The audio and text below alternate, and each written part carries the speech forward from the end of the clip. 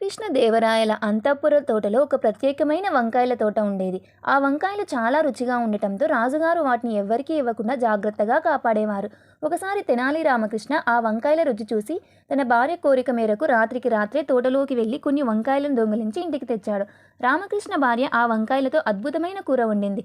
వారి చిన్న కుమారుడు నిద్రపోతుండగా వాడు పొరపాటున ఈ విషయం ఎవరికైనా చెబుతాడేమోనని రామకృష్ణకు భయం వేసింది.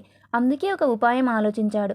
అబ్బాయిని నిద్రలేపి భోజనం పెడుతున్నప్పుడు రామకృష్ణ మేడపై నుంచి బకెట్లతో నీళ్లు కుమ్మరిస్తూ, చూడు నాయనా, బయట ఇంత పెద్ద వర్షం కురుస్తుందని నమ్మించాడు.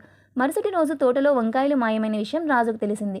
అనుమానంతో రామకృష్ణ కుమారుణ్ణి పిలిపించి అడగ్గా, అవును, నిన్న మా నాన్న వంకాయలు తెచ్చారు, అమ్మ కూర వండిందని నిజం చెప్పాడు.